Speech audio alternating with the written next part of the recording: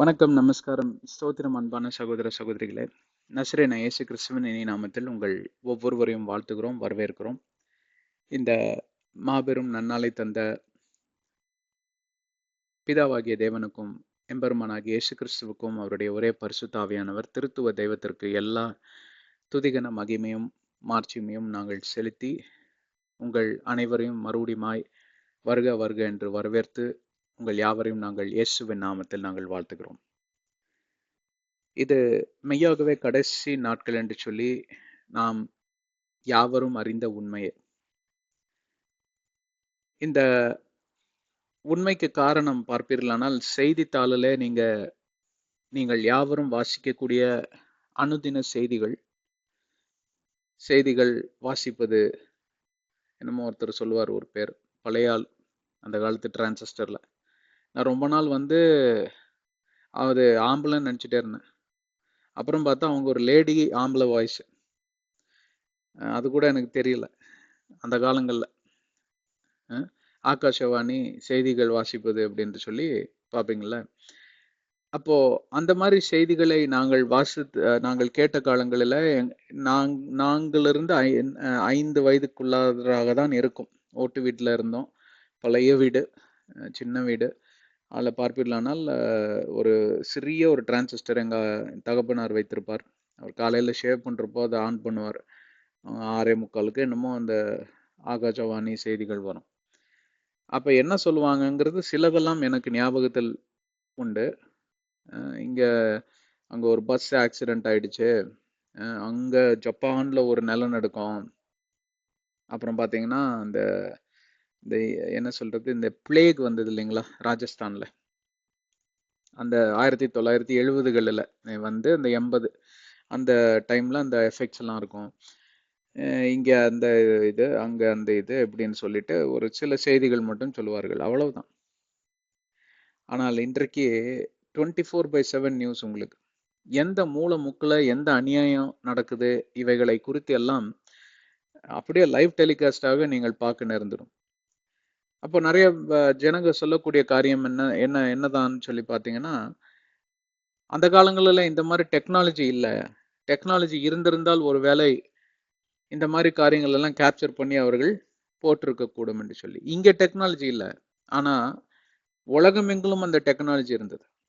எங்க அமெரிக்கா தேசம், western countries like இது யூரோப் கண்டம், ஆஸ்திரேலியா கண்டம், அங்கெல்லாம் பிபிசி இருந்தது. பிபிசி தான் ஃபர்ஸ்ட் இங்க வந்த கலவரம் இருக்கு பார்த்தீங்களா, இந்த பாபர் மஸ்ஜிதை இடித்து விட்டார்கள் என்று சொன்னதே ஃபர்ஸ்ட் பிபிசி காரன் தான்.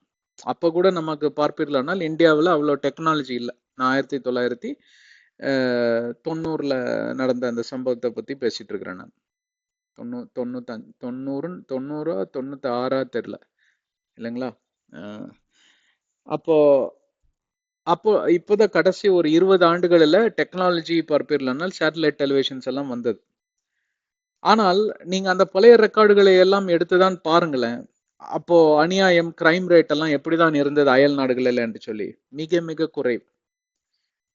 கிரைம் இல்லாமல் இல்லை, அநியாயம் ஆக்கிரமங்கள் நடக்க இல்லாமல் இல்லை, குற்றங்கள் நடக்காமல் இல்லை. ஆனால் அந்த குற்றங்களோட எண்ணிக்கைகளும் அந்த குற்றங்களோட தன்மைகளும் பார்ப்பீர்களானால் மிக மிக குறைவு. அங்கே ஒரு ஃப்ளைட் ஹைஜாக் பண்ணுவாங்க. இந்த ஹைஜாக் எல்லாம் நடந்தது 1970களிலேயே நம்ம பார்க்கிறோம். இந்த ஹைஜாக்குகள் எல்லாம் பார்க்கிறோம். கடத்தி கொள்வது, ஃப்ளைட்டை கடத்தி கொண்டு சில ரான்சம் என்று சொல்வார்கள், எனக்கு தேவையான காசை நீ கொடுப்பாயானால் இவர்கள் எல்லாம் நான் விடுவிப்பேன் என்று சொல்லி எல்லாம் பயங்கரமான காரியங்கள்லாம் நடக்கும் அங்கே எங்க. ஆனா அதே ஃப்ளைட்டை எடுத்துட்டு போய் WTC டவர்ல அடிச்சதெல்லாம் நம்ம இந்த மிலேனியம்ல தானே பார்க்கிறோம். அப்போ எல்லா காரியங்களையும் அதே மாதிரி கொடிய நோய், கொள்ளை நோய்கள், கொள்ளைகள், கற்பழிப்புகள், இவைகள் எல்லாம் பார்ப்பீர்களானால் வருடத்துக்கு வருடம் அதிகரித்து கொண்டேதான் இருக்கும். டிகேட் டு டிகேட், அதாவது 10 ஆண்டுகளுக்கு ஒருக்கா ஒரு சர்வே எடுத்து நீங்கள் பார்ப்பீர்களானால் அதிகரித்து கொண்டேதான் இருக்கும். இதைத்தான் இயேசு கிறிஸ்து மிக தென்னந்தெளிவாக வேதாகமத்துல மத்திய 24ல சொல்லி இருக்கிறதாவது. என்ன சொல்லி இருக்கிறாரு? இந்த மாதிரி கொள்ளைகளும், இந்த மாதிரி தேசத்துக்கு எதிராக தேசமும், ராஜ்யத்துக்கு எதிரான ராஜ்யங்களும், ஒரு சமாதானமே இருக்காத ஒரு காலங்களில நீங்கள் வாழ்ந்து கொண்டு வருவீர்கள். மனிதர்களோட இருதயம் எல்லாம் அப்படியே பார்ப்பீர்களானால் ஒரு பனி போல, ஒரு மெழுகை போல உருகியே விடுமாம். தன்னம்பிக்கை என்பதற்கே அங்க பேச்சுக்கே இடமில்லை. விசுவாசத்தை விட்டுருங்க. விசுவாசம் வந்து நம்ம வேதாகமத்துல இருக்கக்கூடிய காரியம், ஒரு ஃபெய்த் அதெல்லாம் இருக்கணும் இல்லைங்களா? ஒரு தன்னம்பிக்கை, ஒரு நாத்திகனிடம் இருப்பது என்ன? தன்னம்பிக்கை தானே. அவன் படித்ததுல அவனுக்கு ஒரு நம்பிக்கை, அவனுடைய கிராஜுவேஷனை குறித்து அவனுக்கு ஒரு நம்பிக்கை, அவன் அதாவது அப்புறம் பார்ப்பீர்களானால் அவனுடைய வேலையின் மேல் அவனுக்கு ஒரு நம்பிக்கை, தன்னுடைய உடல் கட்டமைப்பின் மேல் ஒரு நம்பிக்கை, எல்லாம் அவனை குறித்த காரியமாவே இருக்கும். நான் பார்ப்பேன், நான் உழைப்பேன், நான் எனக்கு சரியாய்விடும். இதெல்லாம் பாசிட்டிவ் திங்கிங். முக்கியமா இருக்கு. அதாவது ரொம்ப அவசியமான காரியம்தான், இல்லை என்று சொல்லவில்லை. ஆனால் இங்க நான், என்னால் ஆனது, ஐ மைசெல்ஃப் அண்ட் மீ, இந்த நான் என்கிற அந்த காரியமானது பிசாசுடைய தன்மை, பிசாசுடைய குணாதிசயம். அந்த ஒரு காரியம் இருந்ததுனாலதான் அவன் பிசாசாகவே மாறினான் என்று எசேக்கியேல் 28வது அதிகாரம் கடைசி வசனங்களை நாம் பார்க்கலாம். என் சிங்காசனத்தை நான் தேவனுடைய சிங்காசனத்துக்கு மேலாக உயர்த்துவேன். எவனால் இப்படி யோசிக்க முடியும்? அவன் என்ன பெரிய மேனேஜர்? அவன் சொல்றதெல்லாம் நான் கேட்டுட்டு இருக்கணுமா அப்படின்னு சொல்ற ஒரு நபருடைய மனநிலை எப்படியாக இருக்கும் என்றால், இவனுக்கு எந்த விதத்துல நான் குறைஞ்சு போயிட்டேன். அப்படிதான் ஒரு நாத்திகனுடைய ஒரு சித்தாந்தமும் இருக்கும் இல்லைங்களா?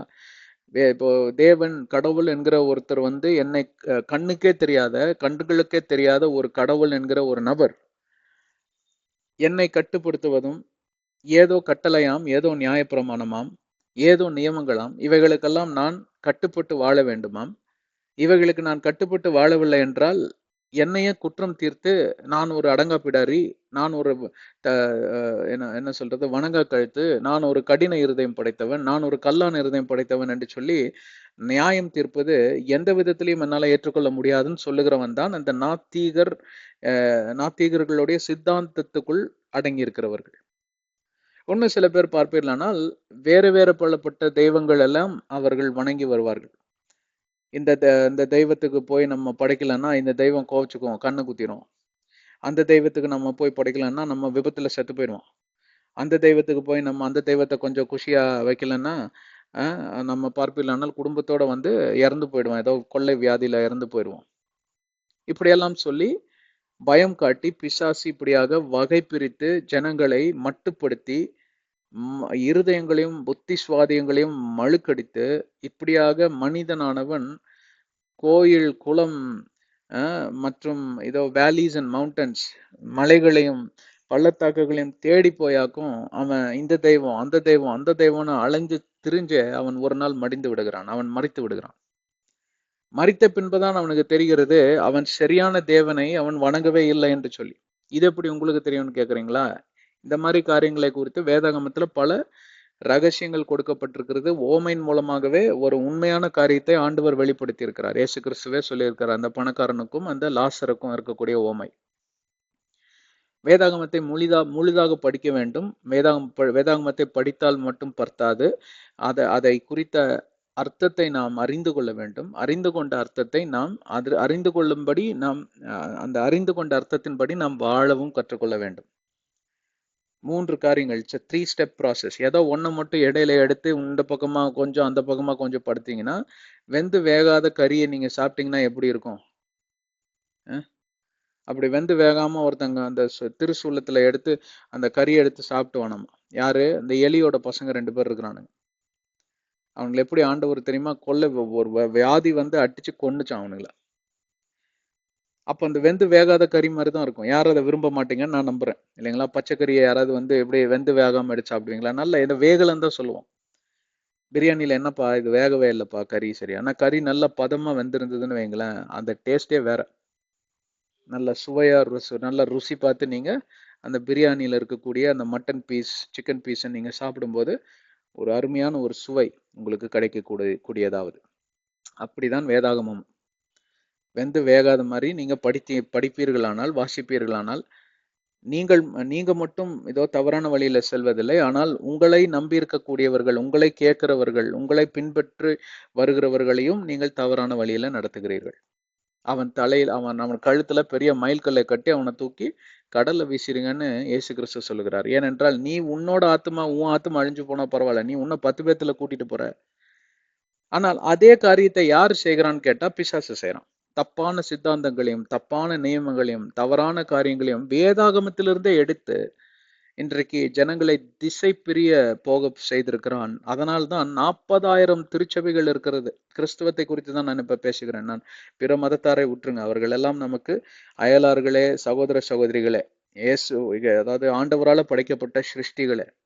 அவங்களாம் வேற ஏதோ கிரகத்துல இருந்தெல்லாம் குதிக்கல. நம்மை வணைந்த அதே ஆண்டவர் தான் அவர்களையும் வணைந்திருக்கிறார். அவர்களுடைய சித்தாந்தம் வேற, அவர்களுடைய நம்பிக்கை வேற. ஆனால் அவர்களை நாங்கள் குற்றம் சாட்டுவதில்லை. ஆனால் அவர்களுக்காக நாங்கள் பரிதவித்து மனமாற ஜெபிக்கிறோம். அவ்வளவுதான் எங்களால் செய்ய முடியும். நீங்களும் அதே செய்யுங்கள். ஆனால் இங்க கிறிஸ்துவத்தை குறித்து பேசுவதற்கு எனக்கு எல்லா உரிமை இருக்கு. ஏனென்றால் என்னுடைய சித்தாந்தம் கிறிஸ்துவம் என்கிற அந்த கட்டமைப்பிலிருந்து எடுக்கப்பட்டதாவது. நான் கத்தோலிக்கனாக பிறந்து பெந்தெகோஸ்தனாக வளர்ந்து இப்ப என்னவா இருக்கிறான்னு யாருக்கும் சொல்ல மாட்டேன். அதைத்தானே எல்லாம் தேடுகிறீர்கள். இல்ல, நான் சொல்ல மாட்டேன். நான் ஒரு கிறிஸ்தவனாக இருக்கிறேன். வேதாகமத்தின் அடிப்படையில வாழக்கூடிய ஒரு நல்ல கிறிஸ்தவனா இருக்கிறேன். எல்லாரும் என்னை கேட்டுக்கோங்க, நீங்க எந்த திருச்சபைக்கு வேணா போங்க. நான் எதையும் அதை குறித்தெல்லாம் நாங்கள் பேசுவதற்கு உரிமை இல்லை, தேவையில்லை, அவசியம் இல்லை. ஆனால் எந்த திருச்சபையில நீங்க இருந்தாலும் இந்த வேதாகமத்தின்படி அந்த திருச்சபை இயங்குகிறதா என்று சற்று பரிசோதித்து பார்க்க வேண்டும். எந்த திருச்சபையும் முழுமையா வேதாகமத்தோட கட்டமைப்புக்குள் அடங்குவது இல்லை. அதற்காக நம்ம திருச்சபையை விட்டு விட்டு விட்டு விட்டு போயிட்டே இருந்தோம்னு வைங்களேன், வானமே இல்லை. அப்படி பண்ணுவது தவறு. அந்த காரியங்களை நீங்கள் உதறிவிட்டு அதுல நீங்க பங்கு பெறாமல் உங்களை காத்து கொள்ளுங்கள். ஆனால் திருச்சபை என்பது ஒரு ஒரு பாரம்பரிய சடங்காச்சாரம் மாதிரி. நீங்கள் அங்க செல்வதும், நீங்கள் அங்க பங்கு பெறுவதும், அங்க அதாவது அந்த திருவிருந்துல பங்கு பெறுவதும், அவர்கள் தேவையான காணிக்கைய தேவை இருந்தால் ஏழைகளுக்கு உதவி செய்யக்கூடிய காணிக்கையை தருவதும். ஆனா பணத்தை வாங்கி ஏமாத்துறான் பாருங்க, அவங்ககிட்ட எல்லாம் காசை கொடுக்காதீங்க. அதுதான் அதை வகை பிரிப்பதற்கு தான் வேதாகமத்தோட கட்டமைப்புக்குள் நீங்கள் வர வேண்டும் என்று சொல்லுகிறோம். ஆனால் இந்த திருச்சபை என்கிற கட்டமைப்பு ஒரு 5% கூட வெயிட்டேஜ் இல்லைங்க. உங்க வாழ்க்கையில இருக்கக்கூடிய ஸ்பிரிச்சுவல் டீட்ஸ், அதாவது ஆவிக்குரிய ஆத்மீக ரீதியான ஆன்மீக ரீதியான காரியங்களை எல்லாம் நீங்க இந்த திருச்சபையோட கூட பார்ப்பீர்களானால், ஒப்பிட்டு பார்ப்பீர்களானால் 5% தான் அதுல இருந்து நீங்க கற்றுக்க முடியும். மிச்ச 95% பார்ப்பீங்கனால் எவ்வளவு பெரிய மாபெரும் திருச்சபைகளா இருக்கட்டும், உயர்ந்த திருச்சபைகளா இருக்கட்டும், எவ்வளவு பெரிய காரியத்தை அவர்கள் செய்து கொண்டுதான் இருக்கட்டுமே, அப்பொழுது கூட 5% தான் அவர்கள்கிட்ட இருந்து நீங்க கற்றுக்கொள்ள முடியும் என்று சொல்லி நாங்கள் சொல்லுகிறோம். மிச்ச 95% நீங்கள் இந்த திருச்சபை என்கிற கட்டமைப்பிலிருந்து வேதாகமம் என்கிற கட்டமைப்புக்குள் வந்தால் மட்டும் வழிய நீங்கள் மித்த காரியங்களை நீங்கள் கற்றுக்கொள்ளவே முடியாது. இயேசுவின் சீஷனாக வாழ முடியாது. பரிசுத்த ரீதியில நீங்கள் வளர முடியாது. இப்படிப்பட்ட காரியங்கள் எல்லாம் நீங்க பாத்தீங்கன்னா ஒரு தட்டுமுட்டு சாமானம் மாதிரி அங்கங்க சிதறண்டே இருப்பீங்க. நீங்க ஒரு நிலையான ஒரு வாழ்க்கை இருக்காது. ஒரு நிலையான ஒரு தாட் ப்ராசஸ், அதாவது உங்களுடைய சிந்தைகள்லாம் பார்ப்பீங்களானால் ஒரு குரங்கு போல மேல கீழே ஏறிக்கிட்டே இருக்கும். நிலையா உங்களால யோசிக்க முடியாது. ஒரு சமாதானமா இருக்க முடியாது. அப்ப இதெல்லாம் நீங்க எங்க கொண்டு போய் தான் காட்டுவீங்க? இந்த திருச்சபை, இந்த சர்ச்சுக்கு போய் என்னத்த உருப்பிட்டேன்? எந்த சர்ச்சுக்கு போனாலும் சரிங்க, நீங்க முழுமையாக சர்ச்சை டிபெண்ட் பண்ண முடியாது. ஏன்னா அவங்க functions are divided into multiple fragments. அடக்காராதனை செய்யறாங்க, சின்ன பிறந்த குழந்தைங்களுக்கு பேர் கொடுக்குறாங்க, கல்யாணம் பண்ணி வைக்கிறாங்க. உங்களுக்கு கல்யாணம் அங்க தானே போறீங்க.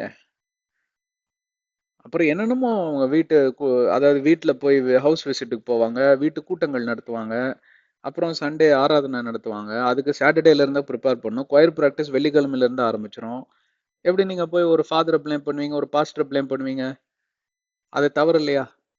அதற்காக தான் எங்க சேனல்ல சப்ஸ்கிரைப்ஸரா பங்காளரா இருங்க. உடனே இந்த பக்கம் நாங்க ஆட்களை இழுத்து தசம பாகம் வாங்கல. யாராவது கிட்ட ஆஃபரிங் கேட்டிருக்கோமா? இதுவரையும் கேட்டதே கிடையாது, கேட்க போறதும் கிடையாது. ஆஃபரிங் அவசரம் இந்த சேனல் நடத்தலங்க.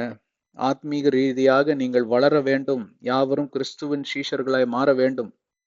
அதை குறித்து தான் ஒவ்வொரு முறையும் நாங்கள் இந்த அத்தியாயத்துக்குள் செல்வதற்கு முன்பே நாங்கள் சொல்லிக்கொண்டே வருகிறோம். 15 நிமிடங்கள் 10 15 நிமிடங்கள் இந்த காரியத்தை குறித்தெல்லாம் எதற்காக பேசுகிறோம் என்றால், இதோடைய முக்கியத்துவத்தை நீங்கள் அறிந்து கொள்ள வேண்டும். இது ஒரு உபதேசம் தான். போகட்டும், கடவுள் உங்களை ஆசீர்வதிக்கட்டும். வாருங்கள், முன்னேறி செல்வோம். ஆதியாகமத்தின் ரகசியங்கள் என்கிற தலைப்பிலே நாம் பல மாதங்களாக, சில ஆண்டுகளாக நாம் சில நியமங்களை குறித்தும் நியாயப்பிரமாணங்களை குறித்தும் கட்டளைகளை குறித்தும் ஏன் முழு வேதாகமத்தையே நாம் அலாசி ஆராய்ந்து நம் பல காரியங்களை கற்றுக்கொண்டு வருகிறோம் என்று சொல்லி நான் அளவில்லாமல் விசுவசிக்கிறேன். கர்த்தருக்கே எல்லா துதிகன மகிமையும் இருப்பதாக, இயேசுவின் நாமத்திற்கு எல்லா மகிமை இருப்பதாக. இந்த ஆதியாகமம் என்கிற அந்த 50 அதிகாரங்களை நாம் சரியாக புரிந்து கொண்டோம் ஆனால் முழு வேதாகமத்தையும் நாம் நன்றாக புரிந்து கொள்ளலாம், அதன்படி வாழலாம். இந்த ஆதியாகமத்தை நிறைய பேர் விட்டுவிட்டு நேராக யாத்திராகமத்துக்கு போவது என்ன, நேராக புதிய ஏற்பாடுக்கு போவது என்ன, அவர்களுக்கு ஒன்றுமே புரிய போவதில்லை. ஏனென்றால் பல ஆவிக்குரிய ரகசியங்கள் பார்ப்பீர்களானால் ஆதியாகமத்திலே தான் அடங்கி இருக்கிறது. பல முக்கியமான பாத்திரங்கள் எல்லாம் ஆதியாகமத்துல, இயேசு கிறிஸ்துவுடைய பிறப்பே ஆதியாகமம் 3:15 தான் உருவாகிறது. நேர இயேசு கிறிஸ்துவை நாங்கள் தேடி புதிய ஏற்பாட்டுக்கு போய்விடுவோம். ஆனால் அவர் பிறந்தது எங்கே, எத்தனையோ நூற்றாண்டுகளுக்கு முன்பே. அவைகளை அறிந்து விட்டு தானே நீங்கள் முன்னேறி செல்ல வேண்டும். அப்பொழுதுதான் உங்களுக்கு அதோடைய சாராம்சம் என்னவென்று புரியும். அதோடைய அர்த்தம், ஆழம், அகலம் எல்லாம் புரிந்து கொள்ள முடியும். அதனால் தானே ஒரு கிரேட் சிஸ்டம் இருக்கிறது. 1ஆம் கிளாஸ் படிக்காம நீங்க 2ஆம் கிளாஸ்க்கு போக முடியாது. 10ஆம் கிளாஸ் படிக்காம 12ஆம் கிளாஸ்க்கு போக முடியாது இல்லையா? சில குழந்தைங்க சூப்பர் இன்டெலிஜென்ட் டபுள் ப்ரமோஷன் வாங்கிலாம் போறவங்க இருக்கிறாங்க. ஆனா அது ரொம்ப ரேர். லட்சக்கணக்கில் ஒரு குழந்தை இருக்கும் அந்த மாதிரி. தெய்வ பிறவிம்பாங்க. நாம் யாவரும் தெய்வ பிறவிகளே. ஆனால் எதற்கும் ஒரு முறை இருக்கக்கூடியதாவது அந்த காரியத்தினாலதான் இந்த வேதாகமத்தையே ஒரு முறைப்படி எழுதியிருக்கிறாங்க. ஒரு சீக்வன்ஸா எழுதியிருக்காங்க. முதலாவது எழுதின புத்தகம் தெரியுங்களா? மோசே பக்தன் தான் எழுதினார். அதை யோபு புத்தகம் தான். யோபு புத்தகம் ஏன் இடையில சொருகி இருக்கிறாங்க? ஏன்னா அதை முதல்ல சொருகுனா உங்களுக்கு புரியாது. அதனாலதான் அதை ஒரு சீக்வன்ஸ் பண்ணி அதை 13வது புத்தகமா இல்ல 15வது புத்தகமான்னு தெரியல, நீங்க பாத்துக்கோங்க. அந்த புத்தகமா அவங்க சொருகி வச்சிருக்காங்க. கரெக்டா அவங்க அதை அடுக்கி வச்சிருக்கிறாங்க இல்லைங்களா? இப்ப எவ்வளவு பேருக்கு கோபம் வருது? உங்களுடைய சிறு பிள்ளைகளோட பெட்ரூம்குள்ள போய் பார்த்தா அங்கங்க எல்லாம் கிடக்கும். ஏன்டாட்டே இப்படி வச்சிருக்கிறிய, குப்பை தொட்டி மாதிரி இருக்குன்னு சொல்லி அவனை முதுகுல 4 போட்டு அவனுக்கு டிசிப்ளின், ஒழுக்கம் என்றால் என்ன என்று கத்துக் கொடுக்கிறவரும் தான் ஒரு நல்ல பெற்றோரா இருப்பான். நீங்க நல்ல பெற்றோரா? இப்ப உங்க பிள்ளை பார்த்தா ஊர் ரூம் மட்டும் ஒழுக்கமா, நீ போய் ஊர் ரூம் முதல்ல ஒழுங்கா வை அப்படின்னா சொன்னான்னு வைங்களேன், நீங்க ஒரு நல்ல பெற்றோரா? முதலாவது உன் கண்ணில இருக்கக்கூடிய அந்த தூசை எடுத்துட்டு மற்ற உன்னோட அயலானுடைய கண்களை காணு அப்படின்று வேதாகமம் சொல்கிறது. இதுதான் அந்த கட்டளையின்படி நீங்க இயங்கக்கூடும். ஆதியாகமத்துல பார்ப்பீர்களானால் முதல் 7வது அதிகாரத்தை முடிக்க போகிறோம். முடிவு தருவாயில நாம் வந்து கொண்டிருக்கிறோம். முதல் அதாவது சில அதிகாரங்களில ஆண்டவராகிய தேவன் உலகத்தை சிருஷ்டித்தார். அந்த சிருஷ்டிப்புகளுக்கெல்லாம் ஆதாமையும் ஏவாளையும் அதிபதிகளாக நியமித்து எல்லா அதிகாரத்தையும் அவர்களுடைய கைகளில் கொடுத்தார். அதற்கு பின்பே பாவத்துல விழுந்து போன இந்த ஆதாமும் ஏவாளும் அந்த பதவியை ராஜினாமா செய்து இன்னொருத்தனை கொண்டு வந்து ராஜாவை உட்கார வச்சுட்டாங்க. அவன் பேர் தான் பிசாசு. அந்த காலத்துல இருந்து பார்ப்பீர்களானால் இந்த உலகம் எங்கிலும் அநியாயமும் அக்கிரமமும் அயோக்கித்தனமும் மற்றும் எல்லாம் ஆண்டவருடைய சிருஷ்டிப்புக்கு புறம்பான காரியங்களும் எதிரான காரியங்களும் நிறைவேறி கொண்டிருப்பதை நாம் இந்நாள் மட்டும் வரை பார்க்கலாம்.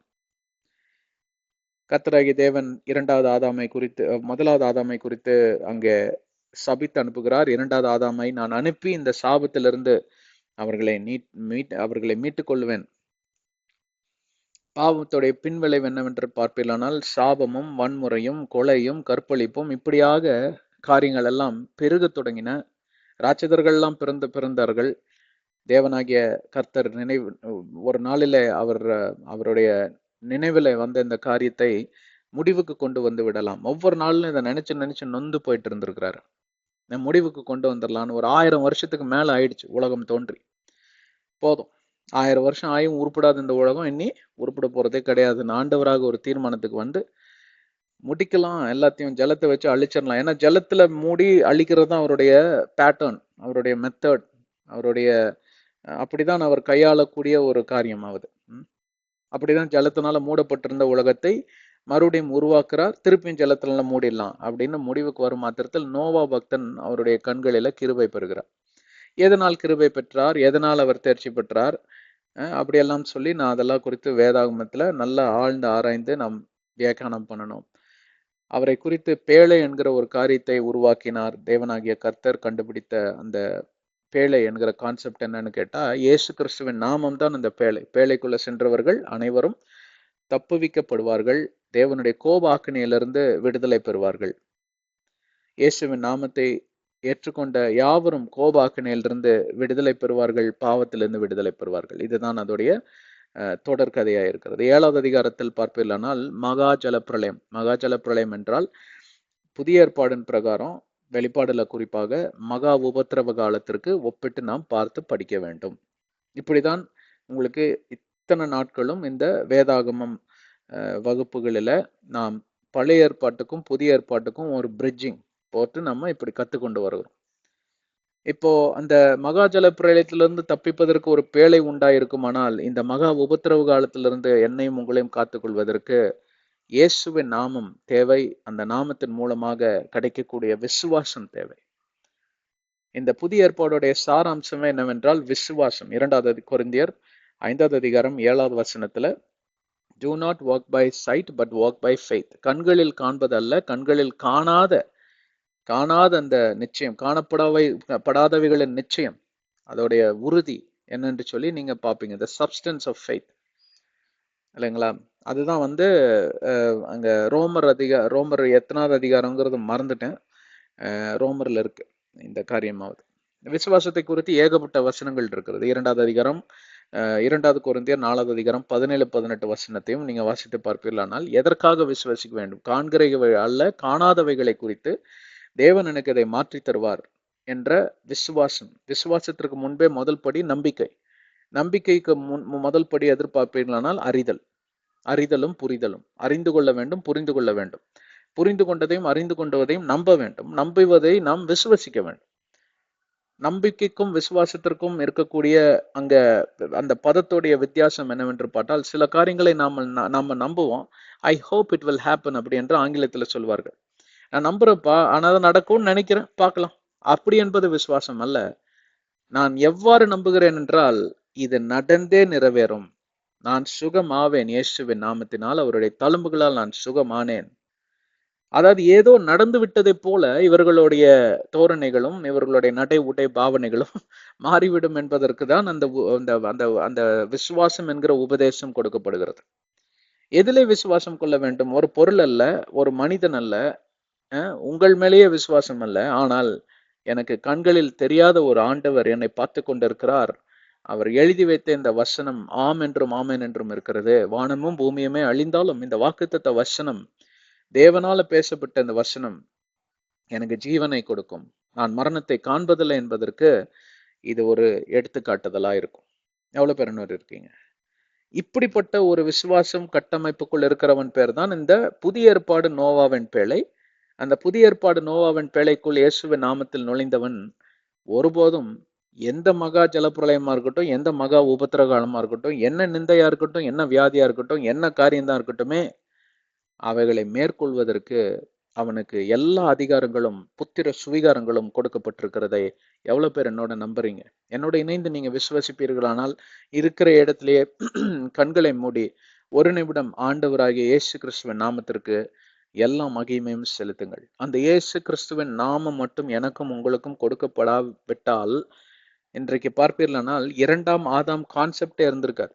அப்போ அனைவரும் சாபத்திலே வாழ்ந்து யுகம் யுகமாய் தலைமுறையாய் அடிமைத்தனத்திலே நாம் வாழ்ந்து நாம் மரித்து மடிந்து போயிருப்போம். இன்றைக்கு அடிமைகளாக நாம் வாழ்வதில்லை, தேவனுடைய புத்திரர்களாய் வாழ்கிறோம். தேவனுடைய சிருஷ்டிப்புகளாய் நாம் வாழ்கிறோம். இதற்கு இந்த உறவுல, இந்த சம்பாஷணையில அடிமைத்தனம், சாபம், கொடிய பாவம் என்பதற்கெல்லாம் இடமே கிடையாது. ஆனாலும் நான் என் வாழ்க்கை ஏன் இப்படியே இருக்கிறது என்றால், நீங்கள் அந்த சம்பாஷணைக்குள் வரவில்லை, தேவனுடைய அந்த கட்டமைப்புக்குள் நீங்க வரவில்லை. விவிலியம் என்கிற அந்த காரியத்தை நீங்கள் புரிந்து கொள்ளவே இல்லை. நியமங்களை எல்லாம் நீங்கள் உதறி தள்ளி, புறம்பே தள்ளி, நான் கிறிஸ்துவனா இருப்பதனால், முனுக்கு ஞானஸ்தானம் எடுத்ததனால் இந்த காரியங்கள் எல்லாம் தன்னை போல மாற வேண்டுமே, ஆட்டோமேட்டிக்காக மாற வேண்டுமே என்று சொல்லி பார்ப்பீர்களானால் அது அல்ல கிறிஸ்துவம். பிரியமானவர்களே, சரி, நாம் 7வது அதிகாரத்துக்குள் கடந்து செல்லுவோம். 7வது அதிகாரத்தை நான் அதிகமாக நினைவூட்ட வேண்டிய அவசியம் இருக்காது என்று சொல்லி நான் விசுவசிக்கிறேன்.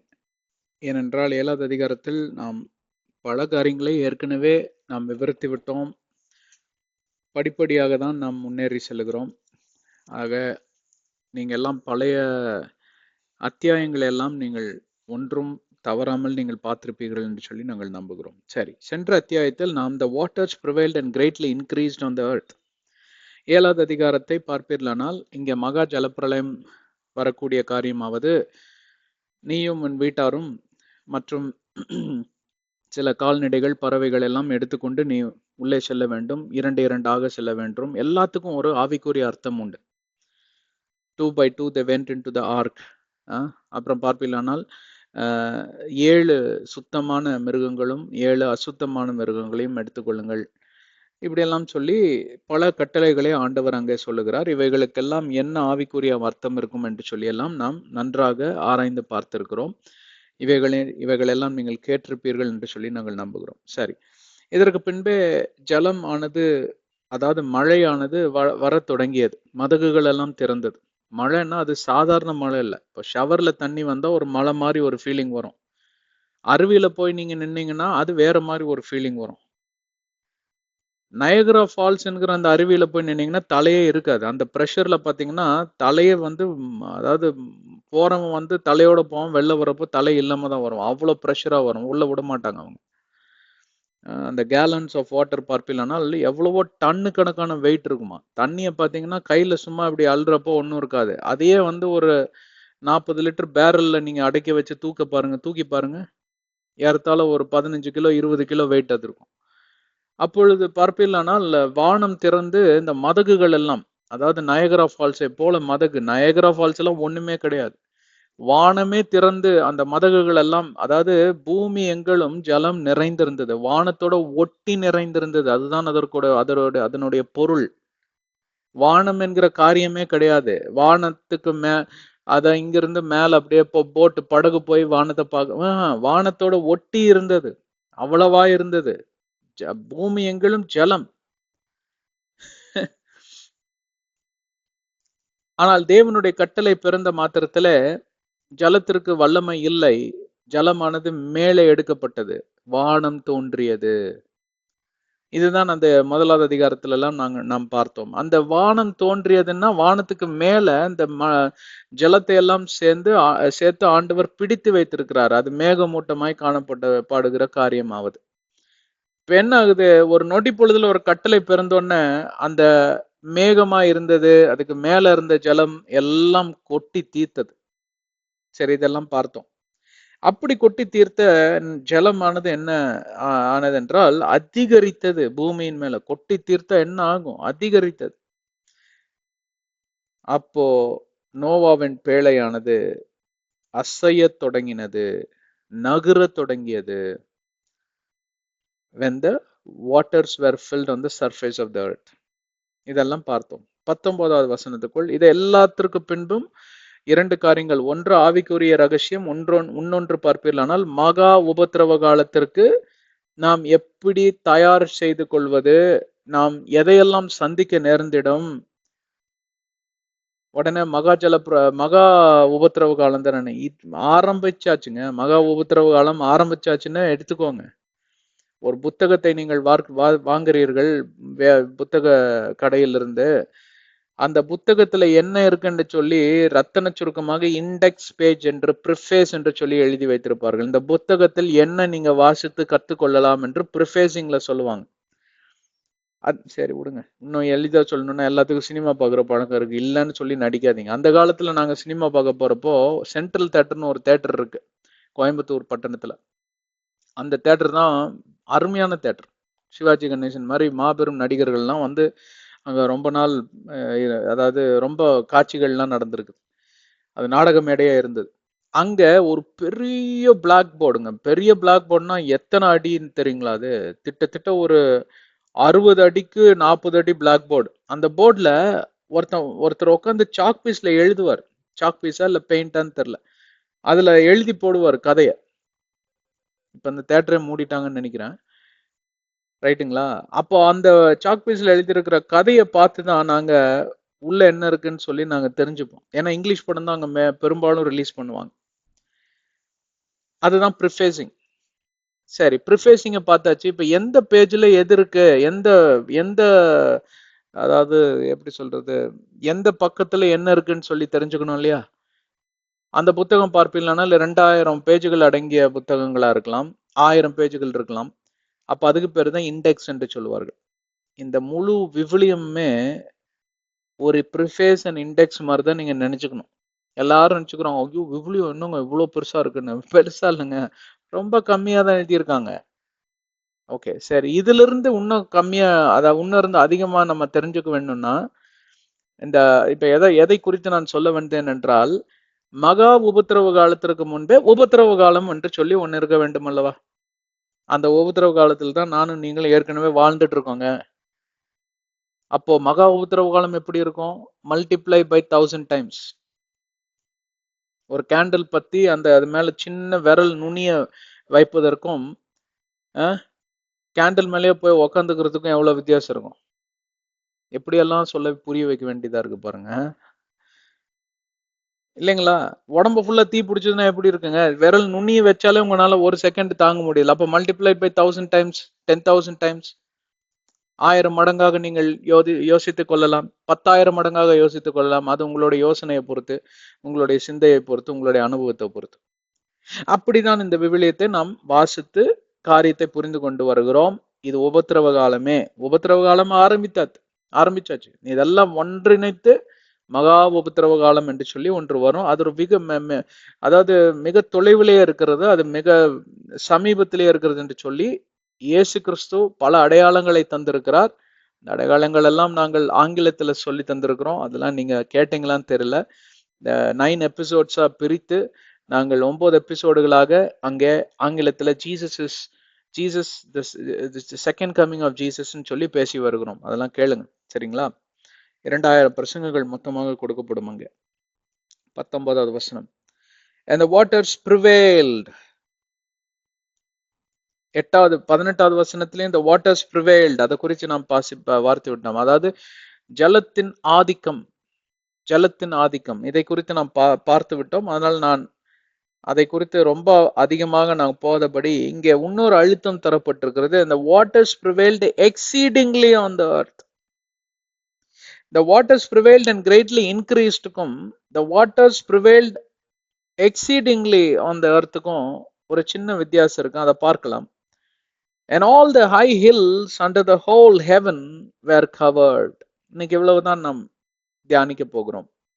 இதை 2 பகுதிகளாக பிரித்து நாம் தியானிக்கலாம். And the waters prevailed exceedingly on the earth. இந்த exceedingly என்றால் அதிகரிப்பது, அதாவது அதிகரிப்பது என்று சொல்லி பார்ப்பது ஒரு பதம் என்றால், அதிகரித்து அதற்கு மேல் அதிகரிப்பதற்கு வாய்ப்பே இல்லை. புரிந்ததுங்களா? ஜலமானது தன்னுடைய ஆதிக்கத்தை செலுத்துவதற்கு இனி இடமே இல்லை என்பதற்கு அது பொருளாகும். இது முதல் பகுதி, ஆன் த எர்த், இந்த பூமியில. 2வது பகுதிக்கு போறதுக்கு முன்னாடி இந்த முதல் பகுதியை முடிச்சிடலாம். பிரியமான சகோதர சகோதரிகளே, இந்த உலகத்தில் நாம் வாழ்ந்து கொண்டு வருகிறப்போ உபத்திரவங்களுக்கும், பஞ்சத்திற்கும், பசி பட்டினிக்கும், கொலைகளுக்கும் மற்றும் திருட்டுத்தனமான காரியங்கள் நடப்பதற்கும், எல்லா விதமான என்ன சொல்றது வன்முறைகளுக்கும் எல்லையே கிடையாது. கட்டுக்கடங்காமல் இந்த உலகம் இயங்கி கொண்டிருப்பதை நீங்கள் செய்தித்தாள்களிலே வாசித்து பார்த்துக் கொள்ளுங்கள். அதுதான் கடைசி காலத்திற்கு அடையாளம். எல்லா அரசாங்கங்களும் தட்டு தடுமாறி வருகிறன. எல்லா அரசாங்கங்களும் நிலை தடுமாறி வருகிற காலங்களில நாம் வாழ்ந்து கொண்டிருக்கிறோம். ஓரளவுக்கு தான் அவர்களால இந்த வன்முறைகளையும் இந்த விதமான கிரைம்ஸ் என்று சொல்வார்கள் இல்லைங்களா, குற்றங்களையும் கட்டுப்படுத்துவதற்கு அவர்களுக்கு நிலையான ஒரு கட்டமைப்போ இல்ல நிலையான ஒரு அரசாங்கமோ இல்ல நிலையான ஒரு போலீஸ் போர்ஸோ இப்படி எல்லாம் அவர்களுக்கு கிடையாது. ஒரு இடத்துல ஒரு பெரிய கூட்டம் கூடுது, அந்த கூட்டத்திற்கு நீங்க பந்தோபஸ்ட்னு கேக்குறீங்க. அந்த கூட்டம் எவ்வளவு பேர் இருக்கிறாங்கன்னு கேட்டா 50,000 பேர் கூடுறாங்க. பந்தோபஸ்துக்கு எவ்வளவு பேர் கொடுப்பாங்க தெரியுமா போலீஸ்? அதுல 1% கூட கொடுக்க மாட்டாங்க உங்களுக்கு. ஏன்னா அவ்வளவுதான் போலீஸ் ஃபோர்ஸ் இருக்கு. ஆனா அந்த யூனிஃபார்முக்கு தான் மரியாதை. நம்ம போலீஸ்காரர் யூனிஃபார்மை மாட்டிட்டு அந்த ஓரத்துல தடி வச்சுட்டு நிப்பாரு, அங்க பார்த்தாலே நம்ம ஆள் பம்ப ஆரம்பிச்சிருவோம் இந்த பக்கமா, இல்லைங்களா? அந்த யூனிஃபார்முக்கு தான் மரியாதை. வன்முறை மட்டும் வெடிச்சது, அங்க இருக்கிற கூட்டம் எல்லாம் யாருக்கு எதிராக தான் பாயுன்னு கேட்டா இந்த அப்பாவி போலீஸ்காரங்களுக்கு எதிராக தான் பாயும்.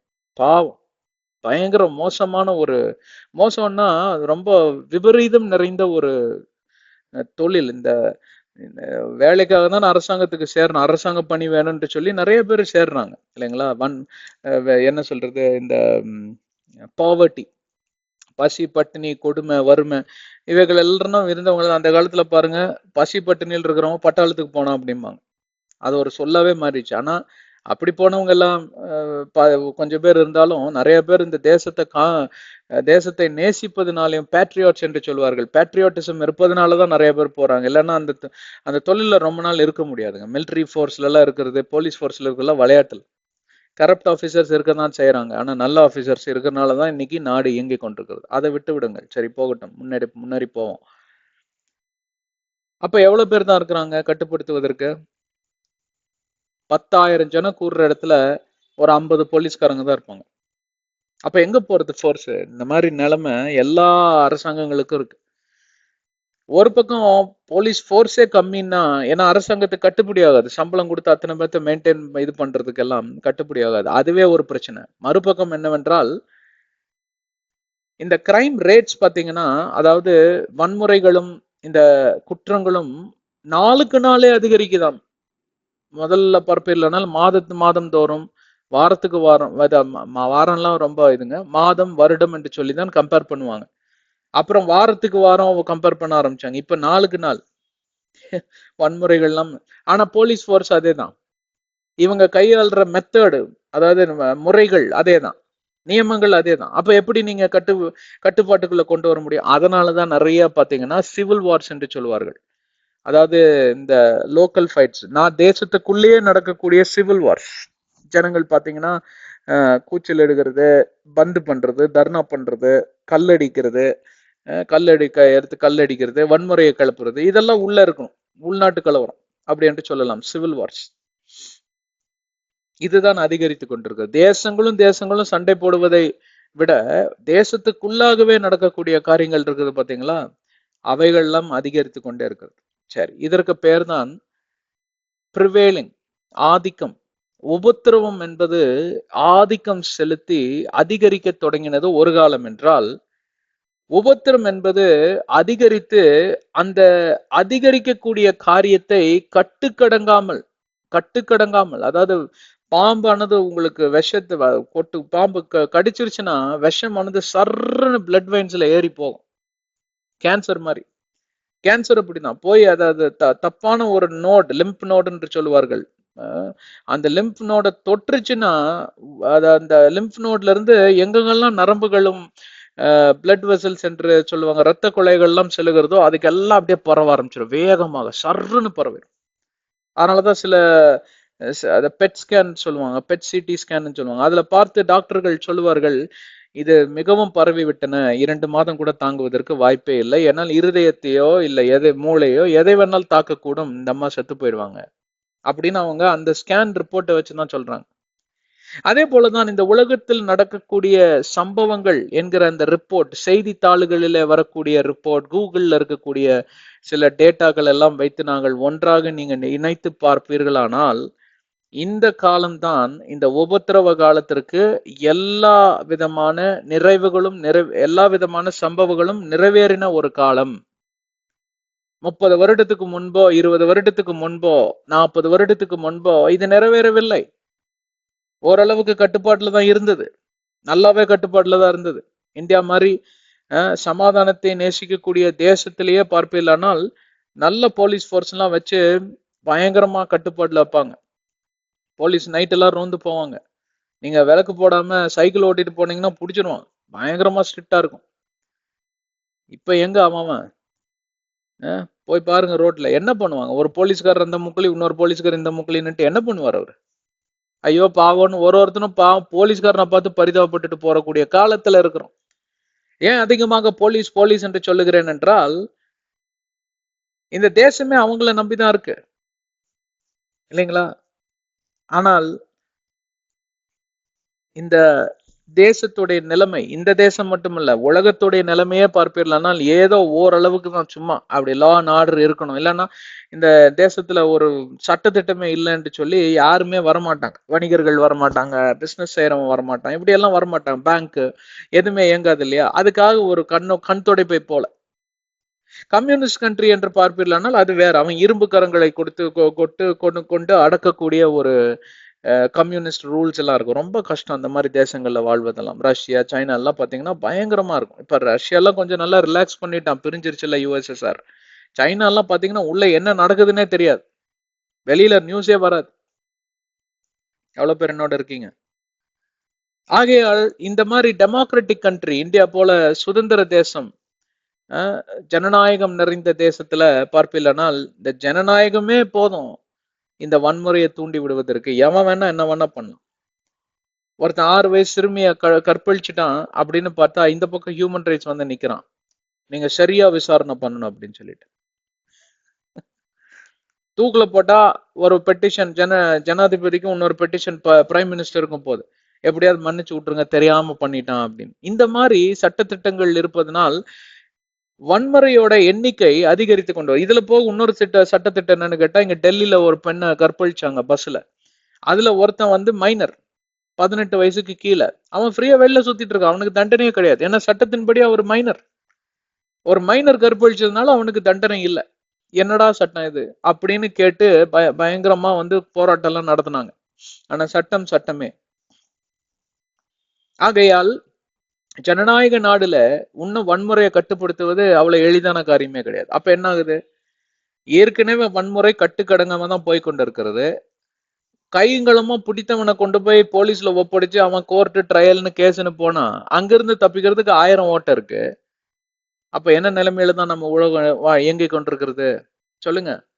காலையில எழும்பி நீங்களும் உங்களோட 2 பிள்ளைகளும் ஸ்கூலுக்கு போகுதுங்க, நீங்க வேலைக்கு போறீங்க, மனைவியாரும் வேலைக்கு போறாங்கன்னு வச்சுக்கோங்க. 4 பேர் போயிட்டு ஊடு திரும்புறதே பார்ப்பீர்களானால் மிக மிக பெரிய அற்புதம். உங்களுக்கு அற்புதம் தேவையா? இதுதான் அற்புதம். அப்படிப்பட்ட காலகட்டங்களில நானும் சரி நீங்களும் சரி வாழ்ந்து கொண்டிருக்கிறோம் பிரியமானவர்களே. எத்தனையோ கற்பழிப்புகள், எத்தனையோ கொலைகள், எத்தனையோ கொள்ளைகள், எத்தனையோ விபத்துகள், எத்தனையோ கொடிய நோய்கள், எத்தனையோ கொடிய வியாதிகள், கொடூரமான தீவிரவாதங்கள், இவைகளில் இருந்தெல்லாம் சிக்கிக் கொள்ளாதபடி சிலதுதான் நான் எண்ணிக்கையிட்டு சொல்லியிருக்கிறேன். இவைகளிலிருந்து தப்பித்து நாம் உயிரோடு கூட சுகபலத்தோடு கூட வீடு திரும்புறோம் பாத்தீங்களா? உலகத்திலே அதுதான் பெரிய அற்புதம். எவ்வளவு பேர் என்ன நம்புறீங்கன்னு தெரியல. நீங்க தயவு செஞ்சு, நான் நினைக்கிறேன் நீங்க எல்லாம் வந்து சுத்தி புத்தி எல்லாம் பார்த்ததே கிடையாதுன்னு. அப்படியே ஜிஹெச் ஜெனரல் ஹாஸ்பிட்டல் பக்கமாக சென்று மார்ச்சரி என்று ஒரு இடம் இருக்கும், அங்கே சும்மா ஒரு 4-5 மணி நேரம் அங்க ஒரு டீ சாப்பிட்டு அப்படியே நின்று பாருங்க, எத்தனை பிணம் வருகிறது, எவ்வளவு பேர் மரித்த சடலமாக கொண்டு வருகிறார்கள். அந்த பக்கமா முன்னாடி தான் போய் பாருங்க, எவ்வளவு பேர் அடிபட்டு ஆக்சிடென்ட் கேஸும் இந்த கேஸும் ஃபயர் ஆக்சிடென்ட் இதெல்லாம் கொண்டு வரவங்க. இதுல இருந்தெல்லாம் நீங்க தப்பிச்சு ஒரு நாள்ல வாழ்ந்து அடுத்த நாளுக்கு கடந்து சொல்லுகிறீர்களா? அதுதான் அற்புதம். அப்படிப்பட்ட நிலைமையில இந்த உலகம் இயங்கி கொண்டிருக்கிறது. அப்ப இதற்கு பேர் என்ன? மகா உபத்திரவ காலத்திற்கு தொடக்கம். பிரியமான சகோதர சகோதரிகளே, 20 ஆண்டுகளுக்கு முன்பே கூட இப்படி கிடையாது. எதிர்பாராத கொள்ளை நோய் வந்தது. எல்லாரும் நினைச்சாங்க ஷட் டவுன், ஜாலியா வீட்டுல இருந்து வேலை செய்யலாம் அப்படின்னு. அதோடைய தாக்கத்தையும் அதோடைய கொடூரத்தையும் யாரும் சற்று கூட யோசித்து பார்க்காத அளவுக்கு முதல் அலையில், 2வது அலையில், 3வது அலையில் ஜனங்க கொத்து கொத்தாக உலகம் முழுவதும் மறித்தார்களே, அந்த எண்ணிக்கைலாம் சரியாக வெளியே வரலங்க. அப்புறம் ஒரு அற்புதமான ஒரு படைப்பை கொண்டு வந்தானுங்க, வேக்சின்னு சொல்லிட்டு. அதுல குத்தி, அந்த வேக்சின்ல குத்தி மறிச்சவன் தான் அதிகம், வியாதி வந்து மறிச்சவனை விட. அந்த டேட்டாவும் வெளியில வரல. இப்படி ஒன்றுமே தெரியாது. ஆனா இந்த நியூஸ் தாள் எல்லாம் பாருங்க, இருக்கும், எல்லா பக்கம் இருக்கும். இப்படிப்பட்ட கொடூரங்களை நீங்கள் 10 ஆண்டுகளுக்கு முன்பே பார்த்திருக்கிறீர்களா? 20 ஆண்டுகளுக்கு முன்பே பார்த்திருக்கிறீர்களா? இல்லை இல்லையவா? அதுதான் இந்த மகா உபத்திரவ காலத்தின் வருகைக்கு பிரதி உத்தரமான காரியம், சாத்தியக்கூறு அதுதான். இப்படிதான் இந்த உலகம் ஜலத்துல மடிய போகிறது என்பதற்கு இதுதான் அந்த நேரத்தில் சாத்தியக்கூறாக இருந்தது. ஆனால் இந்த சூழ்நிலை அவர்கள் தவிர்த்திருக்கலாம். இந்த சூழ்நிலைகளை அவர்கள் நிராகரித்திருக்கலாம். எவ்வளவோ தருணங்கள் கொடுக்கப்பட்டன. 120 ஆண்டுகள் ஆண்டவராகிய தேவன் தன்னுடைய கிருபை பெற்ற தாசன் நோவாவை அனுப்பி உலகமெங்கிலும் சுற்றித் திரிந்த அவர் சொன்ன ஒரே செய்தி, ஜல பிரளயம் வர இருக்கிறது, தேவனுடைய கோப ஆக்கினைக்கு தப்பித்துக் கொள்ளுங்கள், எல்லாரும் வாருங்கள், பேழைக்குள் கடந்து செல்லலாம். பேழையானது கட்டப்பட்டிருக்கிறது. இவர் எப்படி பார்த்து எல்லாம் கேள்வி பண்ணினாங்க? பைத்தியக்காரனை விட கேவலமாக அவரை பார்த்து எல்லாம் கேலி கை கொட்டி சிரிச்சாங்க. அந்த சூழ்நிலையில் தான் இந்த ஜலமானது பிரவேசித்திருக்கிறது. இந்த பேழையானது மிதங்க தொடங்கி இருக்கிறது. பேழைக்குள்ள நுழைந்தவர்கள், பரிகாசம் பண்ணினவர்களுக்கெல்லாம் அங்க இடம் கிடையாது. நிராகரித்தவர்களுக்கெல்லாம் அங்க இடம் கிடையாது. சரி, இதோட கொடூரம் இதோட நின்றுதா? இல்ல. And all the hills under the whole heaven were covered. உயர்ந்த மலைகள் எல்லாம் அங்கே ஜலத்தினால மூடப்பட்டதாம். மவுண்ட் எவரெஸ்ட் ஆகட்டும், இந்த மவுண்ட் ஆகட்டும், அந்த மவுண்ட் ஆகட்டும், உலகத்திலே தலை சிறந்த மலையாகட்டும், எதுவா இருந்தாலும் சரி, மழையே தெரியலீங்களா? மழை, அதாவது இந்த மழை போய் அந்த மலைகளை எல்லாம் மூடினதாம். அதனாலதான் நான் சொல்றேன், அப்படிதான் உலகமானது முழுவதும் ஒரு ஒரு உருண்டையா பாலித்தீன் கவர் எடுத்து தண்ணீரை நிரப்பி முடிச்சு போட்டா எப்படி இருக்கும்? பாலித்தீன் கவருக்கு முழுவதும் என்னதான் இருக்கு? தண்ணி இருக்கு. அப்படிதான் பூமியை பாலித்தீன் கவரை போல நினைத்துக் கொள்ளுங்கள். அதுக்குள்ள என்னதான் இருந்துதான்? முழுவதும் ஜலம். வானத்திற்கும் அதுக்கும் கொஞ்சம் கூட இதே இல்லை. நீங்க அப்படிதான் யோசிக்கணும். தூரத்துல இருந்து கடற்கரை, எனக்கு ரொம்ப கடற்கரை பீச் ஓரம் போறணும் ரொம்ப இஷ்டம். அங்க போய் விளையாடுறத விட நின்று அந்த அழகை ரசிப்பதற்கு வா அமேசிங்கா இருக்கும் இல்லைங்களா? அந்த அலை சத்தம், அந்த அலை வரக்கூடிய சீற்றம், எப்படி வந்துட்டு திரும்பி அழகா சயின்டிபிக்கலா அதை கண்டே பிடிக்க முடியல, எப்படி அழகா அது பாட்டுக்கு போது பாருங்க. திருப்பி அந்த எல்லையை கிராஸ் பண்ணி வராது. யாரு கட்டளையிடுறா? எப்படி இதெல்லாம் அதுக்கு தெரியுது? மேத்தமெட்டிக்ஸ்க்கு இது ஒரு ஜலம் தானே, இதுக்கு உயிரே கிடையாது.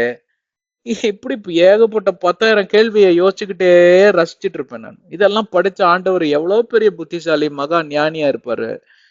தூரத்துல இருந்து பாத்தீங்கன்னா ஒரு விஷயம் தெரியும் உங்களுக்கு, வானமும் அந்த ஜலமும் ரெண்டும் ஒட்டிட்டு இருக்கிற மாதிரி இருக்கும். ஆனா போயிட்டே இருக்கும். ஆனா வானம் பிரிஞ்சுதான் இருக்கும்.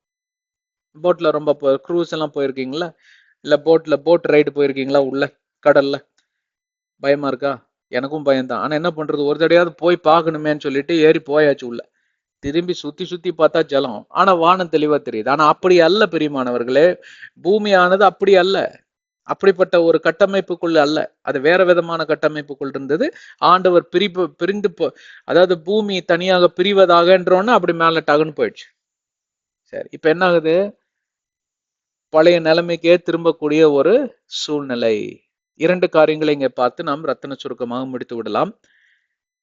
நீங்க எதை மழை போல நம்பிக்கொண்டிருக்கிறீர்களோ, உங்க வேலையாகட்டும், பிசினஸ் ஆகட்டும், உங்களுடைய மனைவி, கணவன், உற்றார், உறவினர், பிள்ளைகள், எதையெல்லாம் மழை போல நம்பி இருக்கீங்களோ அவைகள் அனைத்தும் ஜலத்துக்குள்ளாக மூழ்கிவிடும். அதற்காக நான் எதையுமே நம்பக்கூடாதா? எதையுமே நம்பக்கூடாது என்று சொல்லவில்லை. எதை நம்ப வேண்டும் என்று சொல்லி, பகுத்தறிய வேண்டும் என்று சொல்லி நாங்கள் எச்சரிக்கை சத்தம் இங்கே சொல்லுகிறதாவது. ஆம் பிரியமானவர்களே, இந்த கடைசி காலங்களிலே உங்களை எப்படியாவது திசை பிரிந்து போகும்படி, உங்களுடைய மனதை குழப்பும்படி, உங்களுடைய மனதை சிதறடிக்கும்படி பிசாசானவன் ஒவ்வொரு நாளிலும் இந்த ஜலத்தை கொண்டு உங்க தலை மேல ஊத்திக்கிட்டே தான் இருக்கிறான். தினத்துக்கு கொண்டு 1 டம்ளர் ஜலத்தை ஊத்துனா ஒரு வருஷம் ஃபுல்லா அந்த 1 டம்ளர் ஜலம் எத்தா பெருசாகும்? உங்களை மூழ்கடிக்கிற அளவுக்கு போதுமானதாக இருக்கும். கரெக்டுங்களா? இன்னைக்கு 1 டம்ளர் ஜலத்தை தானே ஊத்தி இருக்கிறான் அப்படின்னு நீங்க நினைச்சிட்டு இருந்தீங்கன்னா, இவ்வளோண்டு தானே இன்னைக்கு ஒரு ஏமாற்றம், இவ்வளோண்டு தானே ஒரு காரியம், இவ்வளோண்டு சின்ன பாவம் தானே, இவ்வளவு தானே நான் செய்தேன், இதெல்லாம் சகஜமே, ஒரு சின்ன பொய் தான், சின்ன தவறு செஞ்சுட்டான் அப்படின்னு சொல்லிட்டு நீங்க இப்படியாக தட்டி கழிப்பதோடு கூட நீங்கள் அப்படியே கண்டும் காணாத மாதிரி நீங்கள் சென்று கொண்டிருப்பீர்கள். ஆனால் அதுதான் ஸ்லோ பாய்சனிங் என்று சொல்லுவார்கள். ஒரு உணவில் இருக்கக்கூடிய சில நச்சுத்தன்மைகள் தினத்துக்கும் அதையே நீங்க பருகி கொண்டிருப்பீர்களானால், அதாவது உண்ணக்கூடிய உணவா எது இருக்குமானால், ஒரு 10 ஆண்டுகளில் அது விஷமா, கொடிய விஷமா உங்க உடம்புல அது மாறிவிடும். அதனாலதான் ஒரு டயட் பிளான் என்று சொல்லி ஒரே உணவை சாப்பிட்டுக்கிட்டே இருக்கக்கூடாது. எல்லாத்தையும் கலந்து சாப்பிடணும். நியூட்ரிஷியஸ் ஃபுட்டா எல்லாத்தையும் கலந்து சாப்பிடணும் என்று சொல்லுகிறார்கள். அதே போலதான் பிரியமானவர்களே, ஏதோ ஒரு காரியத்தின் மேல நீங்க நாட்டமாக நோக்கமாக நீங்கள் இருந்து அதன் மேலேயே நம்பிக்கை வைத்திருப்பீர்களானால் அது மூழ்கிவிடும்.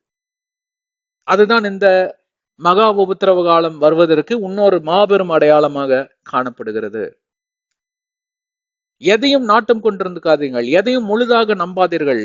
அவைகளை கொடுத்த தேவனை நம்ப கற்றுக்கொள்ளுங்கள். என் கண்மலையாக கிறிஸ்து இருக்கிறார். கண்மலை கிறிஸ்து இருக்கும் வரை எனக்கு தண்ணீருக்கு பஞ்சமே கிடையாது, தாகமே வராது.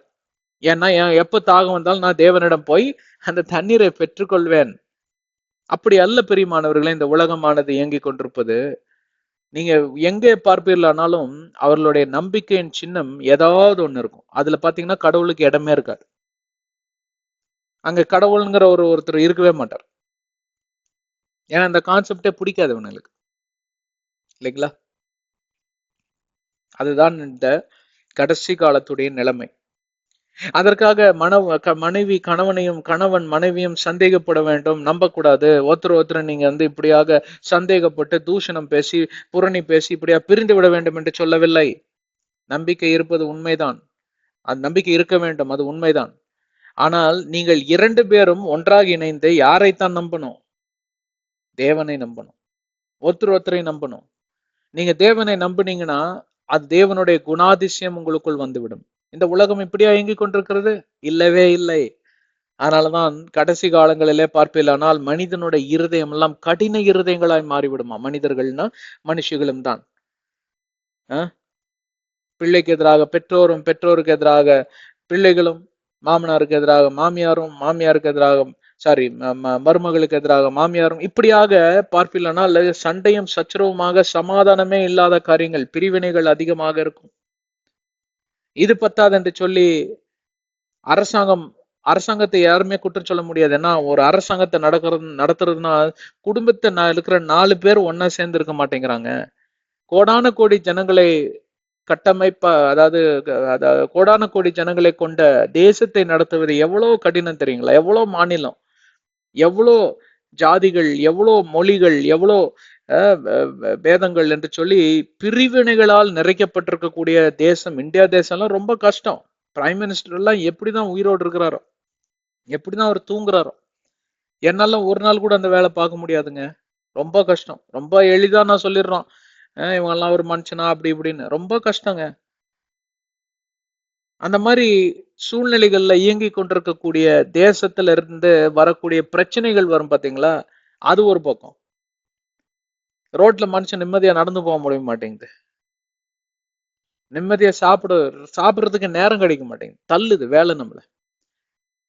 10 மணி நேரத்துல ஒரு வேலையை நீங்க முடிச்சு கொடுத்தீங்கன்னா 2 வருஷம் கழிச்சு அதே வேலையை ஒரே மணி நேரத்துல நீங்க முடிச்சு கொடுக்கணும். நீங்க என்ன மிஷின்? அதனாலதான் மிஷின் ஏஐ அது இதுன்னு கொண்டு வந்துட்டு அதுல காம்படிஷன் வேற. நம்ம சரியா வேலை செய்யலைன்னா மிஷின் தூக்கிட்டு போயிருது மிச்ச வேலையை. அப்ப என்ன ஆகுது? வேலை தட்டுப்பாடு, ஏகப்பட்ட பிரச்சனை. இது பத்தாதுன்னு காற்றுல மாசு, தண்ணீர்ல மாசு, உணவுல மாசுனா நச்சுத்தன்மைகள், இவைகள் மூலமா வரக்கூடிய வியாதிகள், கொடிய தொல்லைகள், இவைகள் மத்தியில ஒவ்வொரு நாளிலும் நீங்கள் வாழ்வதற்கு என்னதான் தேவையா இருக்கிறது? கிருபை, தேவனுடைய கிருபை தேவையா இருக்கிறது பிரியமானவர்களே. அந்த கிருபையை நாடி நீங்கள் எப்பொழுது தேடி நீங்கள் செல்லக்கூடிய ஒரு மனப்பக்குவத்திற்கும் ஒரு விதமான ஒரு தீர்மானத்துக்குள்ளும் நீங்கள் வருகிறீர்களோ, அன்றைக்கே நீங்கள் இந்த கொடிய காலத்தை குறித்த அந்த காரியத்தை நீங்கள் சரியாக புரிந்து கொண்டிருப்பீர்கள் என்று சொல்லி நீங்களே நம்பிக்கொள்ளலாம். உங்க மேல ஒரு நம்பிக்கை வந்துடும். ஆனா என்னாச்சு பாத்தீங்களா, பெரிய பெரிய மலைகளே ஜலத்தினால மூடப்பட்டது. அதனாலதான் பார்ப்பீர்களான்னு இந்த காலங்களில பெரிய பெரிய பிசினஸ், பெரிய பெரிய நிறுவனங்கள் டக்குன்னு மூடிடும், பேங்க்ரப்ட். பெரிய பெரிய தேசங்கள், இன்னைக்கு ஸ்ரீலங்கால என்னாச்சு? ஸ்ரீலங்கால பேங்க்ரப்ட்ன்ட்டான். 1 லிட்டர் பெட்ரோல் 4000 ரூபாய்க்கு வித்துதுங்க. அதே மாதிரிதான் இந்திய தேசம் 1970களில் எமர்ஜென்சி என்கிற ஒரு காரியத்தை சந்தித்தது. இந்திரா காந்தி அம்மையார் கொண்டு வந்தாங்க. அப்ப தேசமே கலங்கி நின்னது. ஒரு பால் டப்பா கிடைக்கல யாருக்கும். குழந்தைங்க எல்லாம் பால் அத்தியாவசிய பொருட்களே கிடைக்காத ஒரு நிலைமை. பங்களாதேஷ் இப்பொழுதுதான் சமீபத்தில் அது மாதிரி சூழ்நிலைகள் கடந்து போனது. பாகிஸ்தான் அதே போல கடந்து போனது. இது எல்லாமே கடைசி 3 ஆண்டுகளுக்குள்ளாக நடந்த காரியங்கள் பிரியமானவர்களே. பெரிய பெரிய தேசங்கள் எல்லாம் இன்றைக்கு, அதாவது அமெரிக்காவோட பொசிஷன் பாத்தீங்கன்னா வெளியில வரல இன்னும். ட்ரில்லியன் கணக்கான டாலர் கடன் இருக்கு அந்த தேசத்தின் மேல. அந்த தேசம் முடங்கிடக்கூடாதுன்னு சொல்லி எவ்வளவோ இன்றைக்கு ரகசியங்களை மறைத்திருக்கிறார்கள். ரொம்ப நாளைக்கு மறைத்து வைக்க முடியாது. அது நம்ம வேதாகமத்தில் இருக்கக்கூடிய வெளிப்பாடு தான். அந்த 10 தலைகள்லாம் எலும்புன்ற இந்த யூரோப்பு தேசம் எலும்பு, யூரோப்பு கண்டம் தான் வந்து கண்ட்ரோல் பண்ணுது உலகத்தை. அது நடக்கும் பாருங்க. 28 நாடுகள் கொண்ட யூரோப்பு கண்டம் பார்ப்பீர்களானால் 10 நாடுகள் அடங்கிய மேஜர் நேட்டோ போர்ஸ் எழும்பி நிற்பாங்க. சரி, அதுக்குள்ள எல்லாம் நான் போக விரும்பல. நீங்கள் எதை வந்து நம்பி இருக்கிறீர்களோ அது இல்லாமல் போகக்கூடிய காலம்தான் இந்த கடைசி காலம். அதுதான் இந்த மகா உபத்திரவ காலத்திற்கு ஆரம்ப காலம்.